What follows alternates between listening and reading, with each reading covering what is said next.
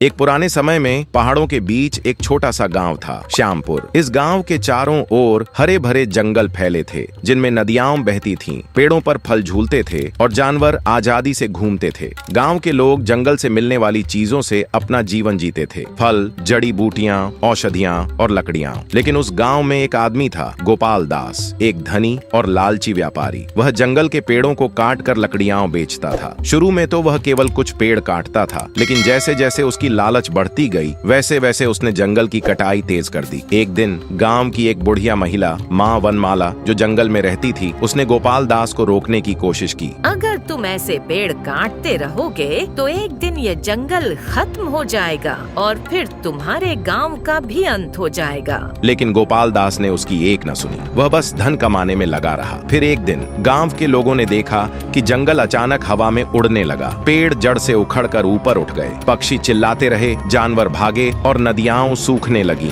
गांव में दहशत मच गई। कोई भी जंगल के पास नहीं जाना चाहता था। लेकिन गांव का युवा प्रधान राजेश एक बहादुर और जिज्ञासु व्यक्ति था। वह भूत प्रेत या अंधविश्वासों में नहीं मानता था। उसने एक लंबी सीढ़ी बनवाई और जंगल की ओर बढ़ा। जैसे ही वह जंगल में पहुंचा, उसे माँ वनमाला मिली। बेटा, उन्होंने कहा, इस जंगल का असली रक्षक मैं हूँ। यह जंगल अब मेरा रूप है। गोपाल दास ने जंगल को नष्ट करने की कोशिश की, इसलिए मैंने जंगल को ऊपर उठा दिया है। राजेश ने तुरंत गांव वापस जाकर सच्चाई बताई। गांव के लोग गोपाल दास के घर पहुंचे और उसे समझाने की कोशिश की। अगर तुम लकड़ियों की कटाई बंद नहीं करोगे और पेड़ लगाना शुरू नहीं करोगे तो हम सब बर्बाद हो जाएंगे। लेकिन गोपाल दास ने अपना काम छोड़ने का नाम ही नहीं लिया। एक रात जब वह जंगल में घूम रहा था तो उसे एक पुराना मटका मिला। उसमें सोने के सिक्के थे। वह उसे चुराने की कोशिश करने लगा। तभी एक सांप ने उसे डस लिया। गोपाल दास बेहोश होकर गिर गया। राजेश वहां पहुंचे और माँ वनमाला से प्रार्थना की, कृपा करके उसे बचा लीजिए, मैं उसे समझाऊंगा।